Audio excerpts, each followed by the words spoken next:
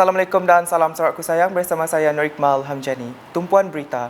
Perbadanan Pembangunan Ekonomi Sarawak SEDC memberi sumbangan berupa duit raya dan barangan kelengkapan harian kepada 71 anak yatim dari 2 buah institusi kebajikan.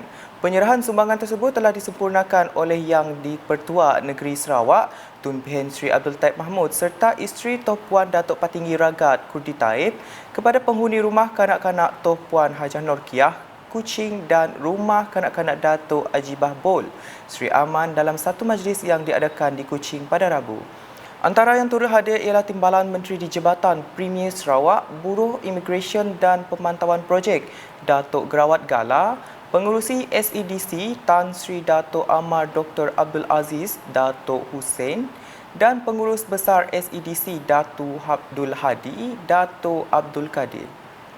Majlis yang diadakan itu juga merupakan salah satu program tanggungjawab sosial korporat CSR oleh SEDC yang diadakan untuk golongan kurang bernasib baik, termasuk anak-anak yang berteduh di bawah rumah kanak-kanak ini.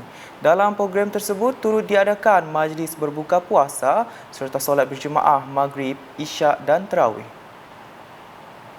Sementara itu, Premier Sarawak Datuk Patinggi Tan Sri Dr. Abang Abdul Rahman Zohari Tun Datuk Abang Openg berbuka puasa bersama warga Dewan Bandaraya Kuching Utara DBKU di Kuching pada Rabu. Penganjuran majlis berbuka puasa dan solat berjemaah itu bertujuan mengimarahkan bulan Ramadan yang mulia dengan penuh manfaat. Selain itu, ia bertujuan merapatkan silaturahim dan menyuburkan semangat perpaduan serta kerjasama di kalangan warga kerja di BKU. Manakala seramai 5 orang anak yatim berusia di bawah 15 tahun turut diraikan di majlis tersebut. Seterusnya, Datuk Patinggi Tan Sri Abang Zohari juga menyampaikan sumbangan Ramadan kepada mereka. Turut hadir Timbalan Menteri Utiliti dan Telekomunikasi Sarawak Datuk Dr. Abdul Rahman Junaidi, Timbalan Menteri di Jabatan Premier Sarawak Undang-Undang Perjanjian Malaysia 1963 MA63 dan Hubungan Negeri Persekutuan Datuk Sharifah Hasidah Said Aman Ghazali serta div-div kehormat yang lain. Laporan seterusnya. Ahli majlis yang dilantik dalam pihak berkuasa tempatan PBT perlu meletakkan aspek pembangunan mampan dalam pelaksanaan polisi mereka. Timbalan Premier Sarawak Datuk Seri Profesor Dr. Sim Kuhian berkata, perkara itu juga selaras dengan peranan mereka sebagai barisan hadapan pihak kerajaan. And they also has a very important policy, a role to play, the local policy in terms of being an SDG, in terms of implementing some of the Sarawak Premier's post-COVID development strategy of 2030. All these are implemented at the local council levels. Beliau berkata demikian ketika ditemui pemberita selepas menyaksikan majlis pelantikan dan angkat sumpah ahli-ahli Majlis Daerah Bau MDB di Bau pada Rabu.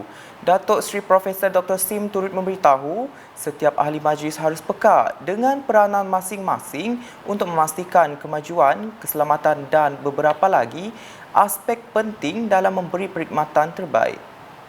Untuk rekod, seramai 32 ahli Majlis MDB telah mengangkat sumpah penerima jawatan untuk tempoh bermula 1 April 2023 hingga 31 Mac 2025 di mana 13 orang daripadanya merupakan lantikan baru.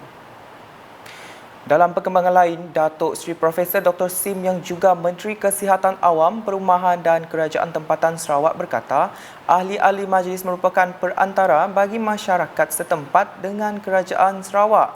Jelasnya mereka perlu memainkan peranan untuk mengemukakan pelbagai aduan daripada masyarakat akar umbi.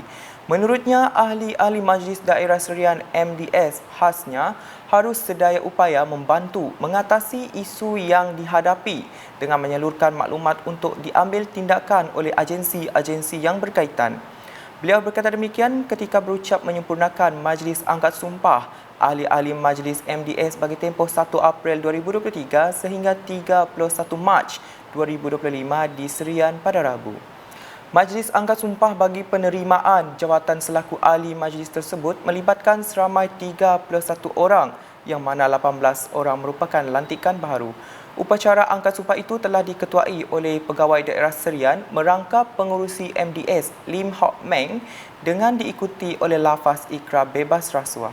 Dalam pada itu, Datuk Seri Profesor Dr. Sim berkata, upacara mengangkat sumpah ahli-ahli majlis juga tepat bagi menunjukkan lambang dan kuasa yang ada pada mereka dalam membantu, membuat dasar, merancang dan mengawasi pelaksanaan program pembangunan di peringkat PBT.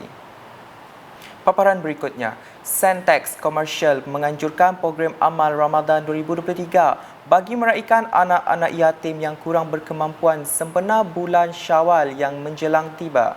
Menurut Timbalan Menteri di Jabatan Premier Sarawak Undang-Undang MA 63 dan Hubungan Negeri Persekutuan Datuk Sharifah Hasidah Said Aman Ghazali, program tersebut telah memberi manfaat kepada penghuni daripada Pertubuhan Kebajikan Baitul Rahmah Kuching dan Pusat Jagaan Nur Murni di mana mereka telah menerima beberapa sumbangan termasuk baju raya. Program amal Ramadan. Program amal Ramadan Sentex Komersial sedia makan di mana mereka menerima baju-baju raya kepada anak-anak yatim, anak-anak yang memerlukan daripada rumah Baitul Rahmah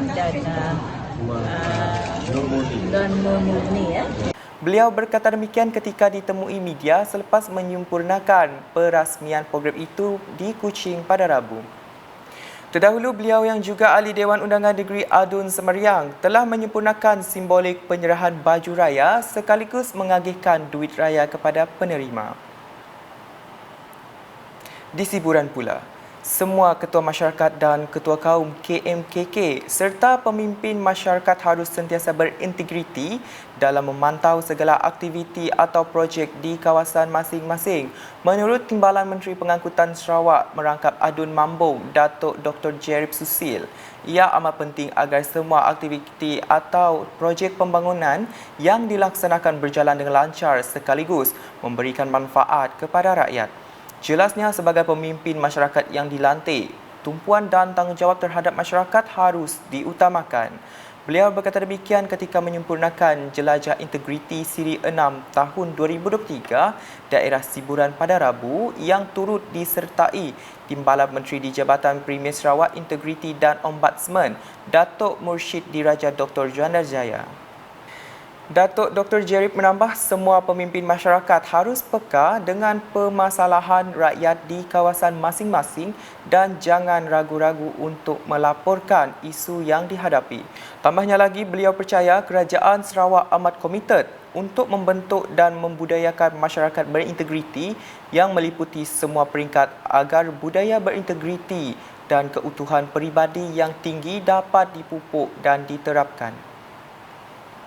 Beralih ke Miri, dengan Timbalan Menteri Pelancongan Industri Kreatif dan Seni Persembahan Sarawak, Datuk Sebastian Ting Chiu Yu telah turun padang bagi meninjau beberapa projek transformasi luar bandar RTP sekitar kawasan Dun Piasau pada Rabu. Beliau yang juga Adun Piasau telah melawat ke projek menaik taraf sistem perparitan di Jalan Kampung Luak dan projek menaik taraf sistem perparitan di Kampung Luak 2A yang masing-masing menelan kos sebanyak RM230,000 dan RM120,000. Projek-projek penambahbaikan sistem perparitan ini telah mengambil masa selama 3 bulan iaitu dari 12 September 2022 sehingga 11 Disember 2022. Dalam pada itu, Datuk Sebastian berharap agar pelaksanaan projek-projek ini akan mengatasi isu banjir di kawasan berkenaan. Sekian edisi Tengah Hari bersama saya Nur Iqmal Hamjani. Berita lebih lanjut boleh didapati di semua platform media sosial UKAS termasuk portal ukas.sarawak.gov.my dan UKAS channel di YouTube. Sebelum mengakhiri edisi Tengah Hari ini, saksikan suasana majlis berbuka puasa, solat maghrib, isyak dan sunat tarawih SEDC bersama Rumah Kanak-Kanak Toh Puan Hajah Norkiah Kuching dan Rumah Kanak-Kanak Datuk Ajibah Bol Sri Aman yang diadakan di Kuching pada Rabu. #Menyebar Fakta, Salam UKAS.